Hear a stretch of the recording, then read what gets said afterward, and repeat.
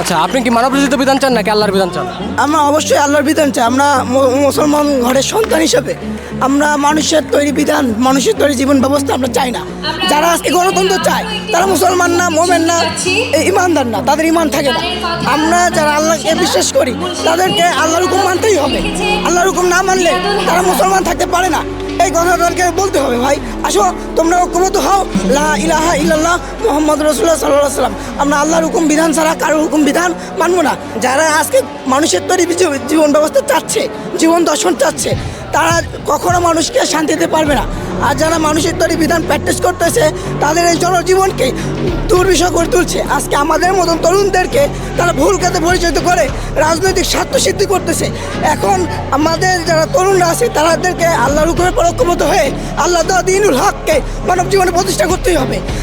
আমি বাংলাদেশের তরুণীদেরকে বলবো, তারা যেন আল্লাহর হুকুমে ঐক্যবদ্ধ হয়ে আল্লাহ দ্বীনকে মানব জীবনে প্রতিষ্ঠা করার জন্য সারা পৃথিবীর মানুষ যেন এগিয়ে আসে, এই প্রত্যাশা কামনা করি। এই জন্য আমি আমাদের মাননীয় ইসলামের সুমহান আদর্শ তুলে ধরতেছেন তৌহিদ ভিত্তিক আধুনিক রাষ্ট্র ব্যবস্থা।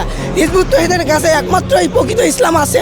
এই জন্য ইসলামের প্রকৃত রূপরেখাটাই হিজবুত তৌহিদ মানব জাতির সামনে তুলে ধরতেছে। আমি বলবো, আপনারা আসুন, ঐক্যবদ্ধ হন, হিজবুত তৌহিদ সম্পর্কে জানুন, হিজবুত তৌহিদের মাননীয় ইমাম সম্পর্কে জানুন। আপনারা ঐক্যবদ্ধ হয়ে আল্লাহ দ্বীনকে প্রতিষ্ঠা করার জন্য এগিয়ে আসুন।